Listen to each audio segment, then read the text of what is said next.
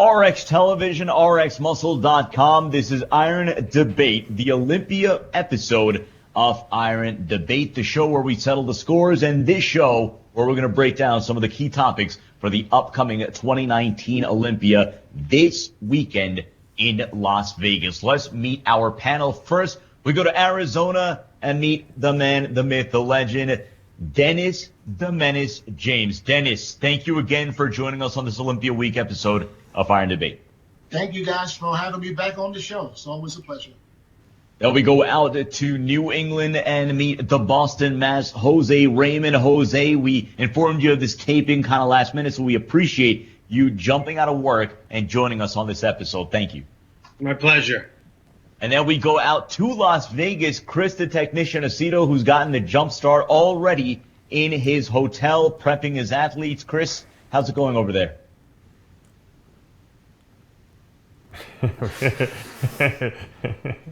He was fine 5 minutes ago.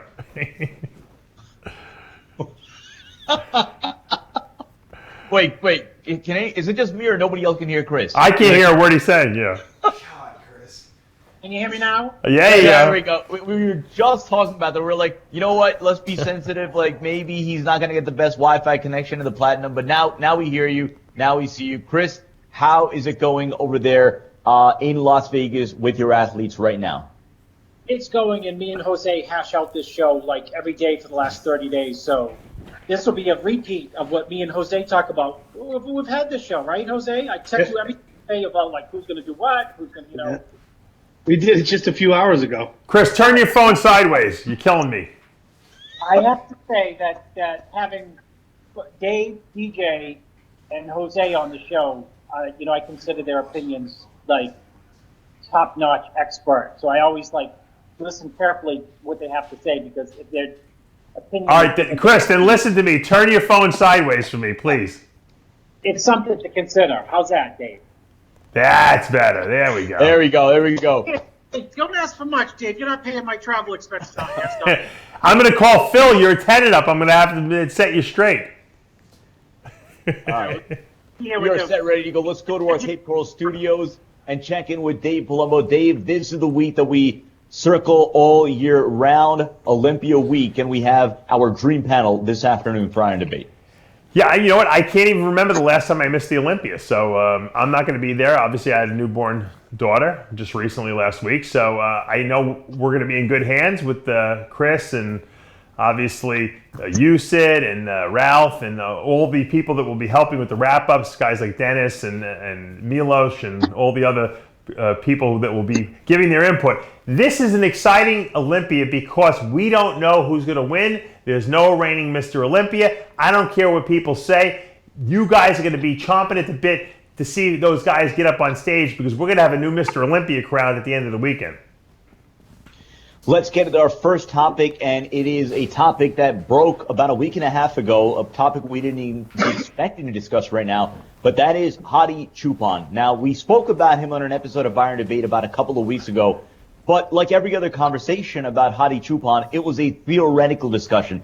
If he comes to the U.S., if he does this, if he does that, well, now the if is a he will. And actually over the weekend, him and his coach, Hany Rambod, announcing that Hadi would in fact be doing the open class. So we're going to go around the horn and get the thoughts on Hadi not doing 212 as was previously expected, but jumping into the open class. Dennis James, your opinion on that decision? Well, here's what I said. When he finally got the invite, the visa, and he was in the country, I was like, the whole 212 roster is about on the toilet right now with all kind of diarrhea. And I personally think that the perfect storyline for this whole scenario would be Hadi doing the 212, battling Derek Lunsford, possibly winning the 212, and then setting himself up to come to the Open next year and get a rematch with Flex Lewis. That, for me, would be a perfect storyline for next year. So, and when I heard that he was, he wasn't quite sure what he's going to do, I'm like, is he possibly thinking that he can make more money in the Open? Depending on where he places, of course. I don't know what is first prize for the 212. Is that about 40 grand? I don't know. And I'd have to look it up. Jose you should know. that. Yeah, it was, but they upped it this year, so I don't imagine it's more than 50. So let's say it's 50. So for 50,000, where do you have to place in the open? You know what I mean? So he can't really think about the money.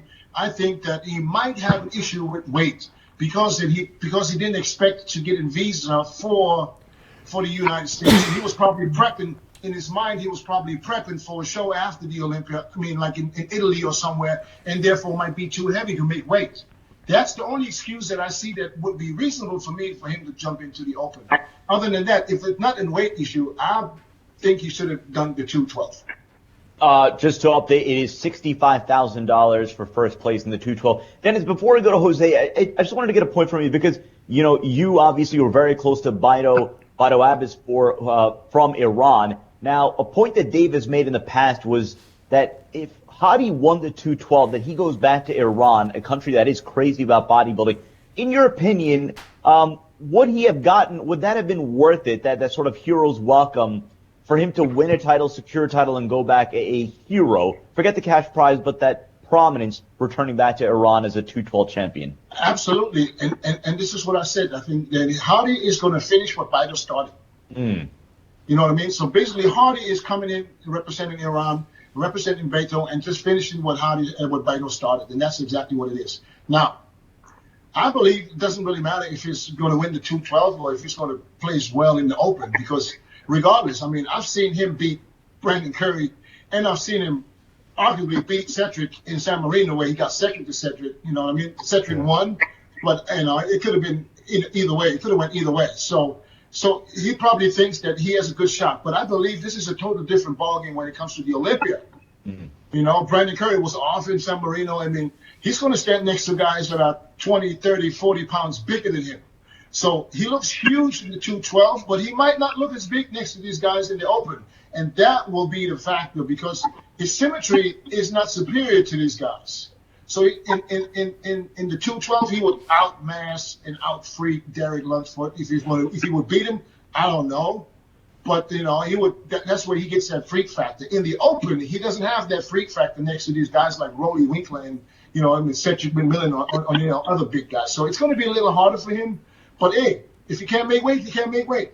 And I believe it's a weight issue.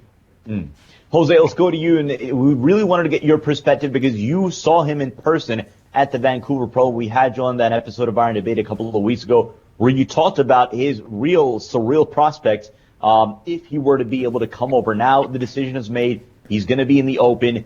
You saw him beat Nathan Diasha, Ian Valier in Vancouver. How do you think he stacks up against some of these big names like a Brandon Curry, like a Rolly Winkler, you know, like a Cedric McMillan, like Dennis James mentioned, and like a William Bonac? Well, first of all, I think everyone's way overthinking it. I don't think it's a weight issue. I think he could make weight easily if he had to. I think his physique is best at 217, 218. Why go down to 212? You know, that it's simple as that. And I think he is good enough and belongs in the open at the Olympia. I think he thinks that. I think Hany thinks that. And I think it's just as simple as that. There's nothing else. He wants to be the best and compete against the best, and not the best 212, but the best in the world, period. And Dennis said they're 30, 40 pounds bigger. They're not bigger. They're taller and way more. That's all. It's not a height and weight contest. It's a bodybuilding contest. He is every bit a mass monster as any one of them.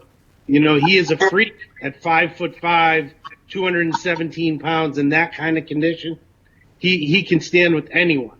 And, you know, Dave was saying, you know, and Dennis said it, win the 212 this year and come back next year. Well, what if he can't get it back next year? And next year you'll have Roden and Phil and Ramy and a whole new crew. If ever there was a perfect time for him to do this, it's right now. I think it's a brilliant decision, and I think it was the only decision. He had, I mean, even though you just said $65,000 for 212 first place, that's big from what it's been. And financially, yeah, maybe that would have been better, but who knows? In my eyes, if he's at his best, and you know damn well not everyone's going to be their best, so he's going to slide by some people. I've never seen Hadi off. he's going to be 100%. I could see him as high as third place. Well, Jose, just give us your 65. first person perspective. Again, you saw him in person at the Vancouver Pro, which was the most recent public showing for Hadi Choopan. For the audience that has not yet seen him, what does he bring? And just as far as his traits, what allows you to think that he will be successfully be able to stand in against some of these big names in the open class? Because he's got detail and condition in every shot, from every angle. And it's a quality muscle that very few guys have right now. Phil might, Sean did last year. But other than that, it's a type of quality from every angle, quarter turns, every shot that's hard to beat. And it's hard to beat even if you outweigh him by 30 pounds because he is so complete. And, I disagree with the symmetry thing. Like, I think he's got a great physique. In a front double, he pulls a vacuum. He's got huge legs. He's plenty wide through the shoulders. You're going to see he's going to stand up very well in that first call out. I can guarantee it. Chris, I want to go to you on this one because I remember we had this iron debate like 3-4 years ago where we were just speculating as to whether or not Flex Lewis would one day go to the open class. And remember, you made a point comparing the New York City skyline to, say, like a mid-market skyline and how your eyes are just going to go to the bigger buildings. Does this still apply in this scenario with Hadi going to the open class? Theoretically, it does. Jose was there in person to see him, so that makes a big impression, right? If somebody who's got a good actually seen him on stage in an open show, and according to Jose, just blows that field away.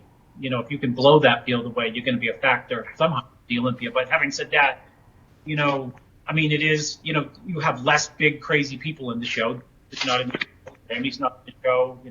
Roden's not in the show. Hill's not in the show. Now I hear someone else is out of the show due to an injury. That's what I'm hearing. So, getting back to Hadi, how does he stand up next to a Rolly?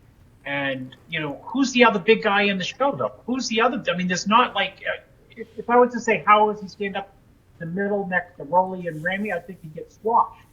But if it's Rolly and Brandon, who I don't think is going to be as big as people think, and as hard as people think, and if he's off, it's going to be really, Hadi could expose heavily Brandon's lack of condition. I'm not saying Brandon doesn't have good condition, but it's not going to be like Hadi's condition. It's not going to be like bricks on bricks. And Brandon's not a tall guy. He's not a super wide guy. I think that helps a lot. That's a benefit to Hadi, and it negates the idea to some degree that there's big people on the show who will overwhelm Hadi because there's not a lot of big people in the show. Yes, Cedric's in the show, but he's still more classical big than just powerful roly big. I don't think it's something that I have not been able to make up my mind on how to really do until I see him next to other people. The more I hear Jose talk, though, it makes sense. That he's True. He just made me open up my eyes a little bit too. It's true. That he's good from every angle, and there's a difference. We all know the difference between good condition and lights up. Dexter Jackson has built an entire career on having impeccable condition at shows where he's able to beat people who are off. Dexter's beaten all kinds of people all the time who are way bigger than him. And you just don't notice that size. And those guys who he's beaten are in good condition, very good condition, sometimes really good condition, and much bigger than Dexter. But your eyes float back to Dexter, when you're going through all the shots. But when you go through all the shots and somebody's in blazing condition and they got a lot of roundness, who knows how high he can place. Dave, let's get you into this conversation because your opinion seems to reflect what Dennis mentioned. Do you stick by that, or does what Jose mentioned sway you a little bit, and that maybe it wasn't just a weight issue for Hadi to squeeze into the 212? Believe me, it was a weight issue, and I'll tell you why it was a weight issue. The reason why it was a weight issue is because if it wasn't a weight issue, the decision wouldn't have taken as long as it took. okay, they would have made the decision right away because they would have already had the decision made. He's doing the Open. Why was it taking to the last minute for them to decide what division to go in? Because I think they wanted to put him in the 212 to get that title, and they just figured it's not going to work. We're not going to get him down to weight. We're gonna make his physique look worse, and so they decided, hey, let's just go into the Open. This is a year that we don't have a lot of guys in it. There's no Roden, there's no Phil, there's no Ramy, there's no Lenardowitz, the list goes on, right, of all the people who are missing. So here's a good chance for Hadi to exploit the fact that there are a lot of guys missing and that he's got some wow factor, obviously. He's always in shape, and we know historically, as you guys pointed out, not everyone's going to be in shape. Probably 50% of the guys will be in shape. That just eliminated 50% of his competition. Hadi has a good shot at making, like top 5 easily. So that's where it's at. The problem is that whoever is in shape in that top echelon of 3 guys or 4 guys that we know that are going to be up there, he's going to have a very difficult time beating them. If Brandon's in shape or Bonak's in shape or Ruli's in shape, he's not taking those guys out. There's no way.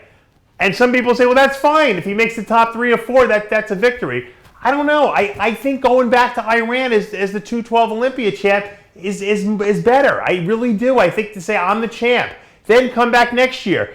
Look, if he places 4th this year and he comes back next year, he's still going to have all these new guys back into the lineup, and he's going to have to go against. So he can go from 4th this year. He can go back to 8th next year.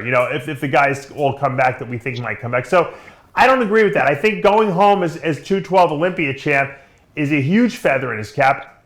I believe that that no one believed that Hadi was getting a visa, including his own immigration lawyers probably didn't believe it. And when your immigration lawyers tell you he's probably not getting into the U.S., then you know what? The strategy changes because Hany Rambod, his coach, is probably like, all right, we're going to peak for Italy, like Dennis pointed out.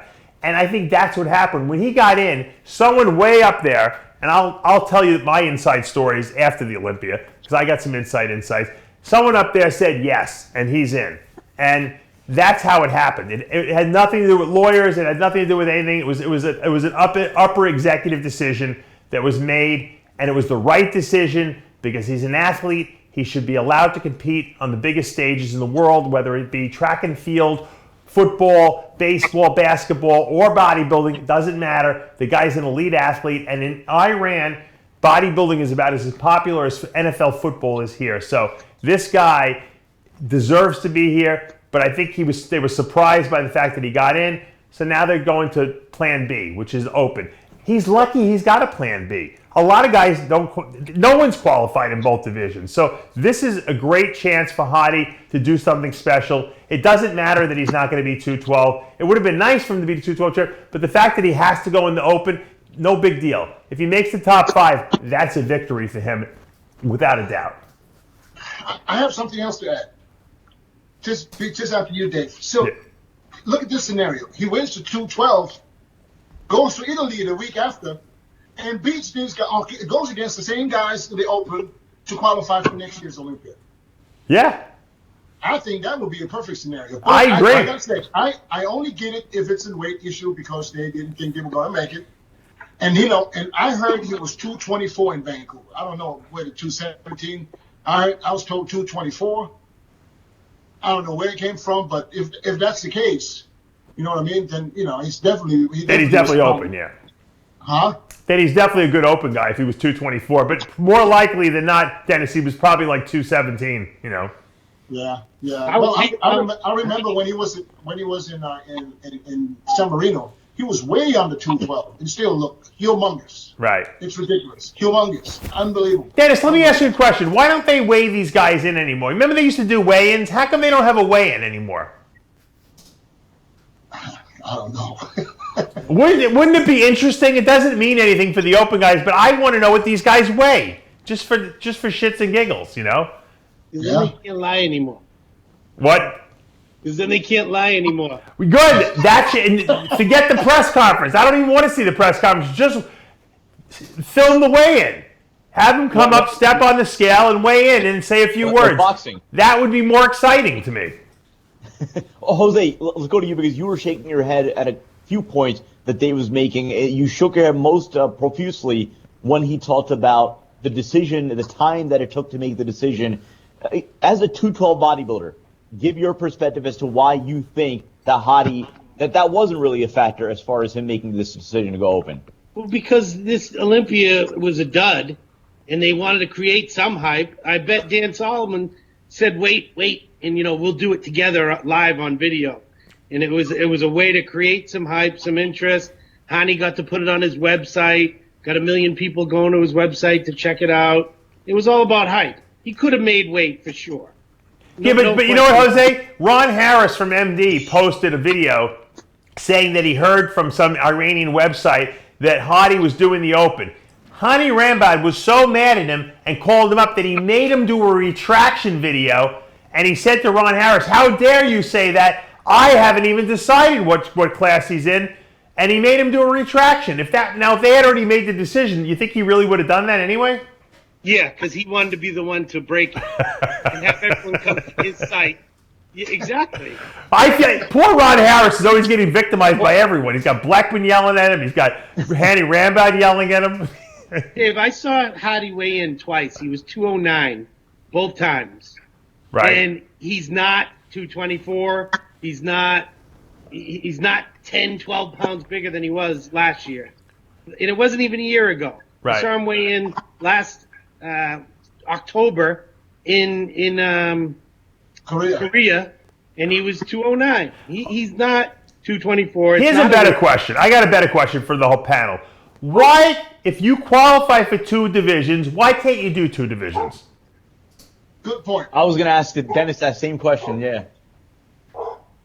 Yeah, Dennis. Dennis, take that first. Yeah, why not compete in both if you qualify in both? Right? Because it would open a can of worms. Huh? It would open a can of worms. You'd have guys doing classic and 212. So what? If you could qualify, then do it. You would have to qualify in that division. But you had to qualify for that, right? Just because you qualified in classic don't mean you can do the main physique.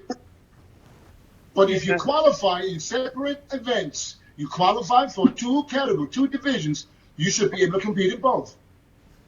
I agree. That crossover with opening. If you choose to, of course. I mean, a lot of people wouldn't do it, but if that would be a perfect scenario. Clean up the 212 and go in the open and get paid. There you go.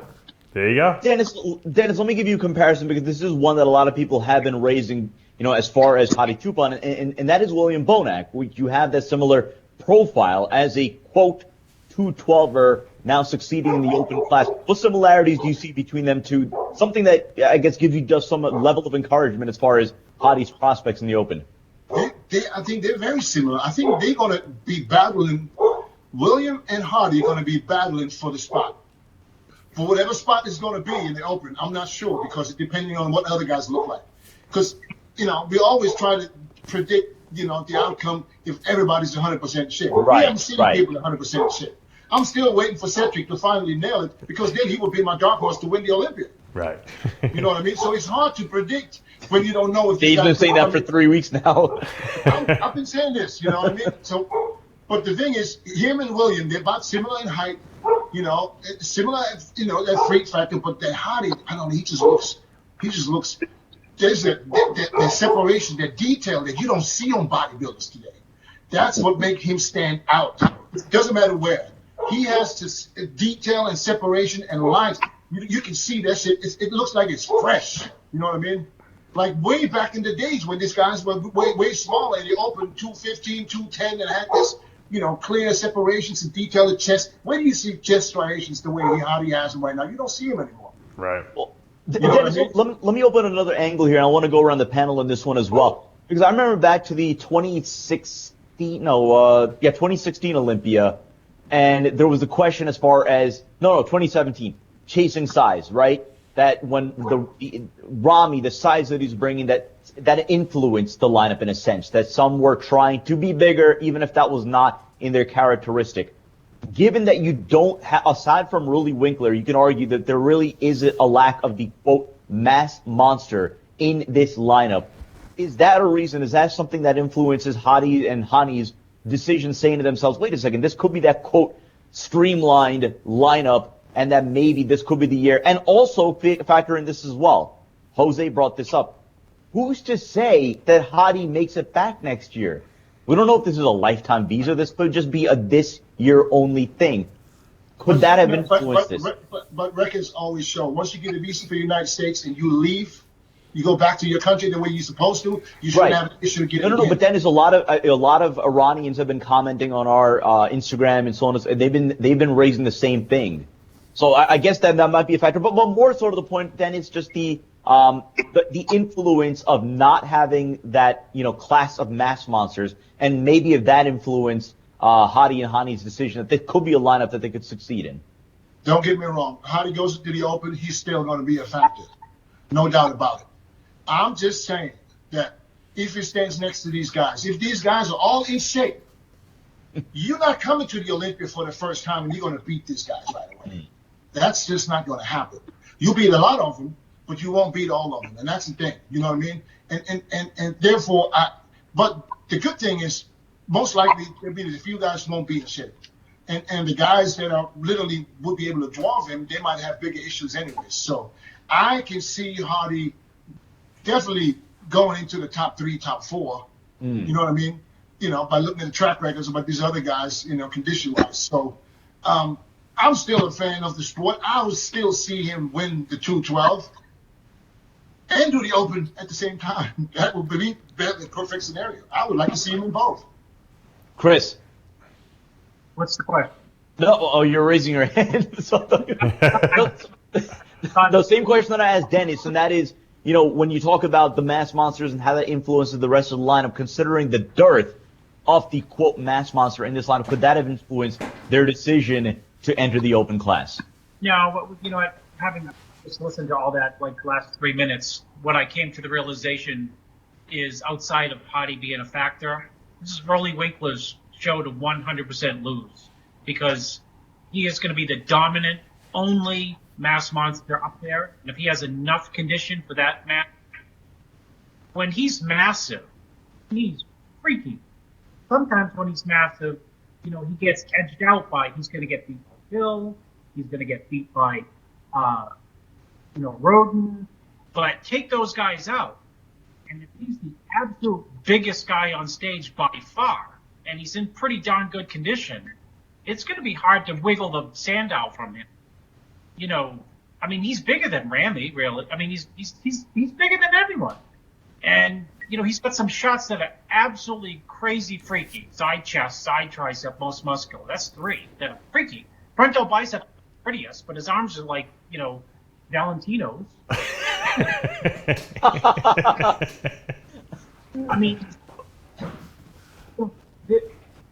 And he was 3rd last year, so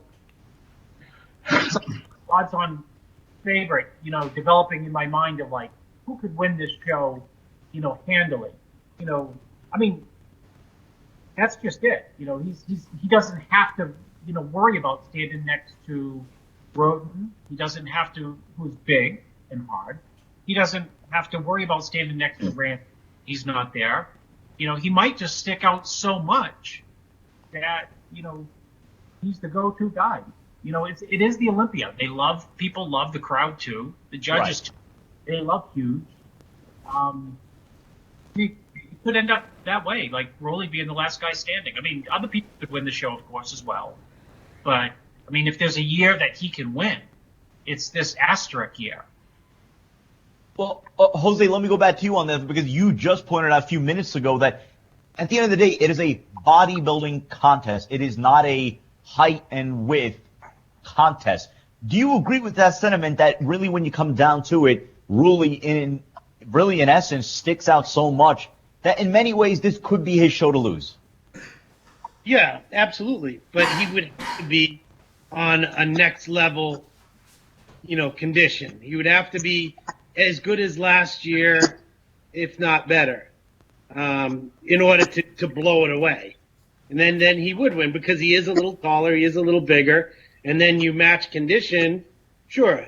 But I'm just saying that the chances of everyone, including Rolly, being at his all-time best is not very good. Yeah, sure. Rolly's taller, bigger, wider, and if he's more conditioned, then he should win. But if he's not all of those things, Hadi could slip by him.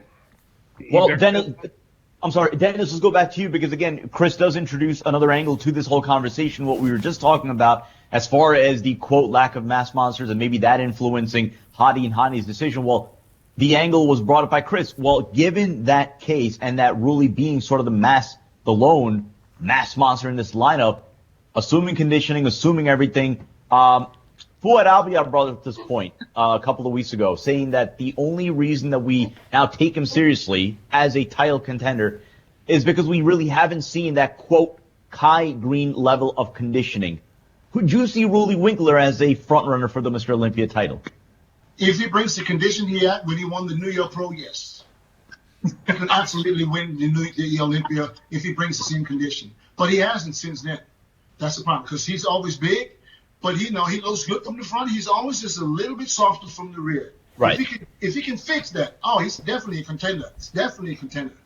But like I said, and like Jose just mentioned, the track record of these guys are not really that good. So, the chances of them coming in 100% on Friday night are not really that high. So we have to see what happens. And we can speculate and predict as much as we want. We need to see Hadi stand next to these guys in shape to see really what it looks like. Because I remember we had conversations like this when Phil and Dex had the first battle at the Arnold years ago. I think it was Phil's first Arnold, where everybody was talking about Phil, blah, blah, blah, and then Dex got on that stage and even outsized Phil. I don't know if you guys remember that Arnold Classic. Yep.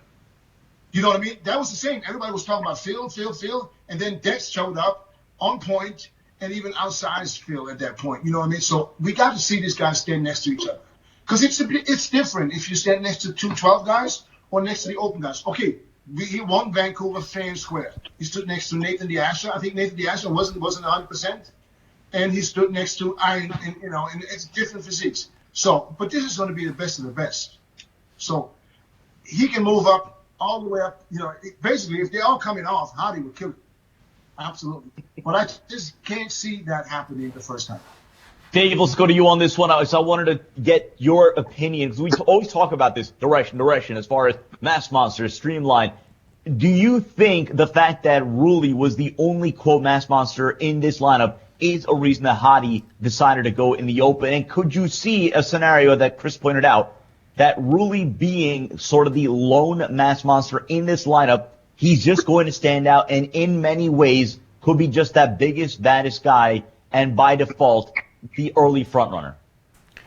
Well, I mean, Jay Cutler made the point first, and that really set me thinking. He basically said Rully's the next guy in line. I mean, he was third last year, and Phil and Roden aren't in the show. I mean, there's no new guys. I mean, Hadi is not beating Rully if Rully's at his best. We know that. So, I mean, they have similar physiques. Rully's 1,000 times bigger. So, yeah, I think it's Rully's show to lose. But Brandon Curry's got a lot of momentum coming off that Arnold win, and he doesn't have the best legs on stage, but they're good, And I think that they like Brandon. He's non-controversial. He's a family man. He's a hard-working guy. Yeah. I haven't heard anyone ever say a bad word about the guy. I could see him winning the show. I really could. But you know what? I think that the main point that was made here was that we're trying to handicap this show based on everyone being in shape, and that's not going to be the case. I will tell you one person who will be in shape, Dexter Jackson. And he's like the rattlesnake laying in the leaves over there that you don't see. And, you walk too close to him, he's going to bite you, and you're done. So if these guys are off, and Dexter Jackson's one of the last men standing, and he's a former Mr. Olympia, the feel-good champion, the winningest bodybuilder of all time, you don't think that's going to count for something?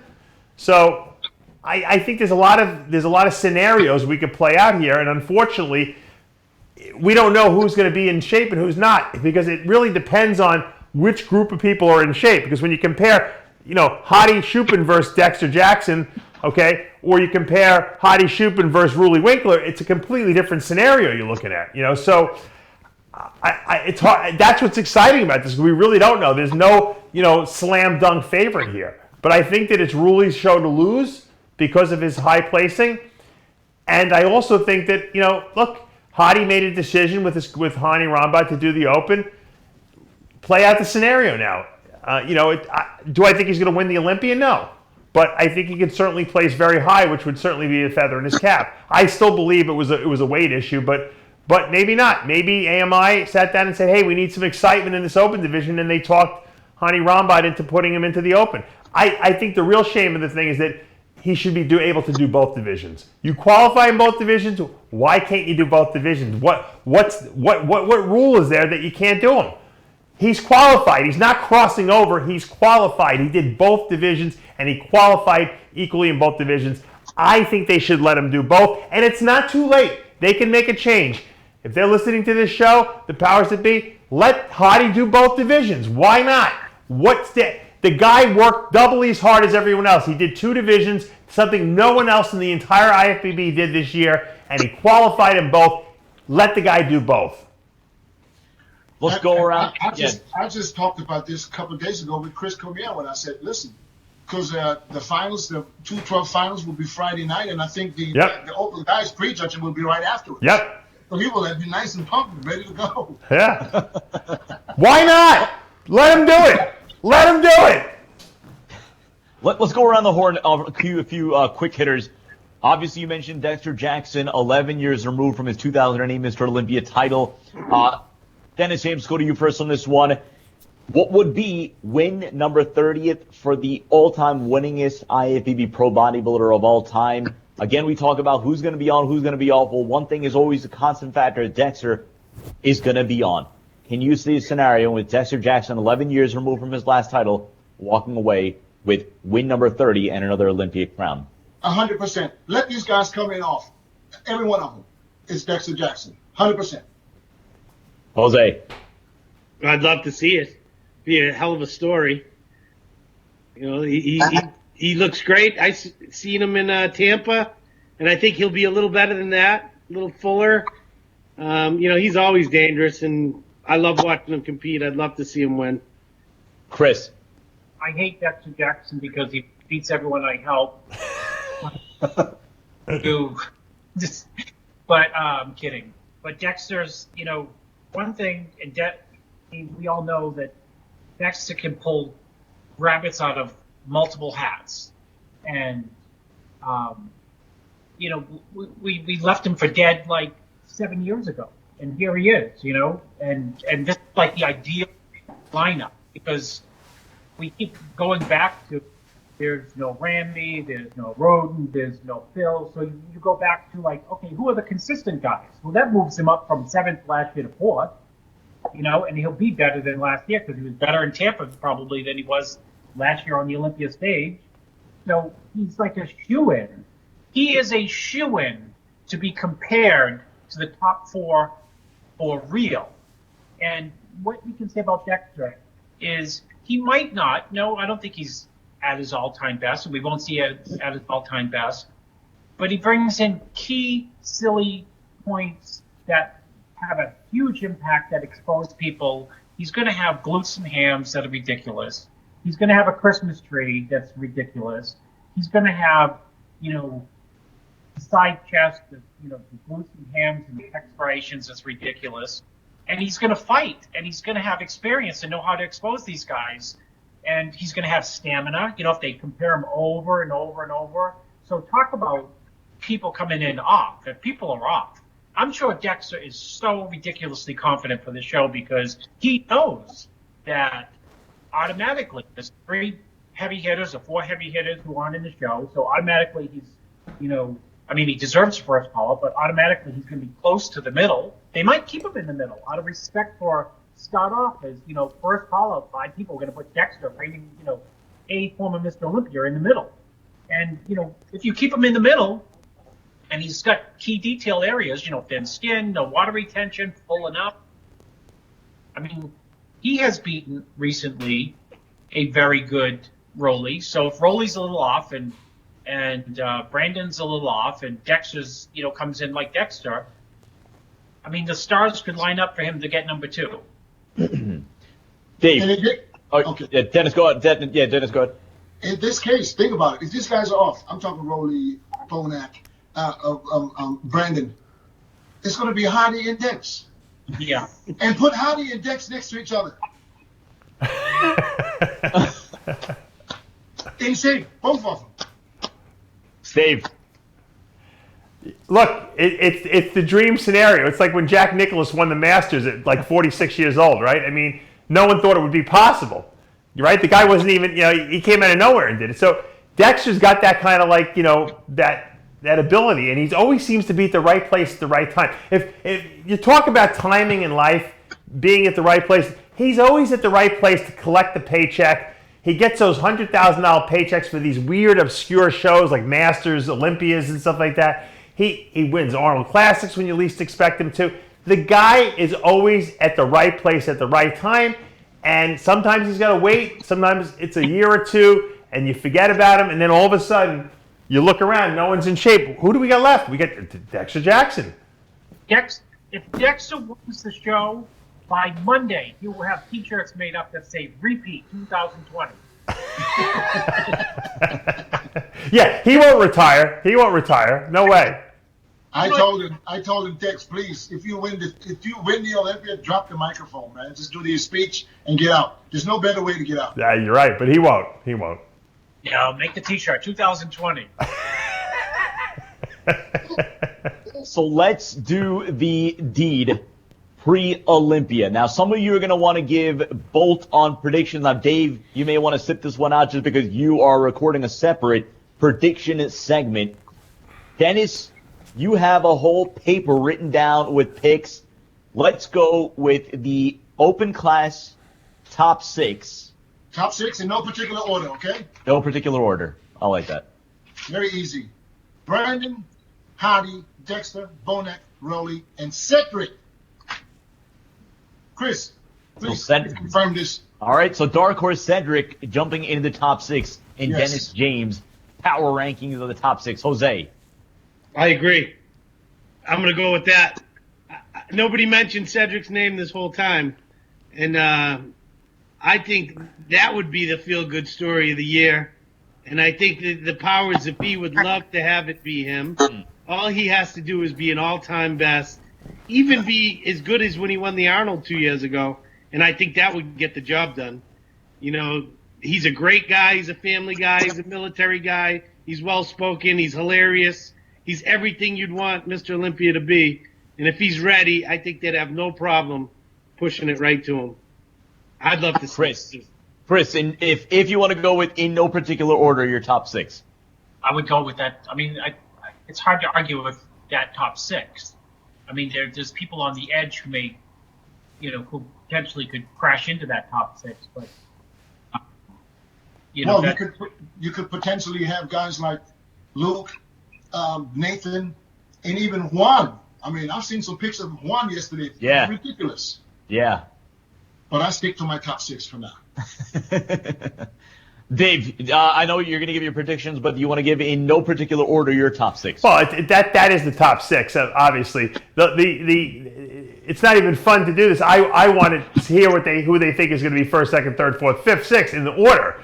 So tomorrow I'll be recording with Aaron Singerman. We'll be doing our predictions video of who we think is going to place top six. We'll probably be completely wrong, but I like to do it anyway because I think people want to know what I think.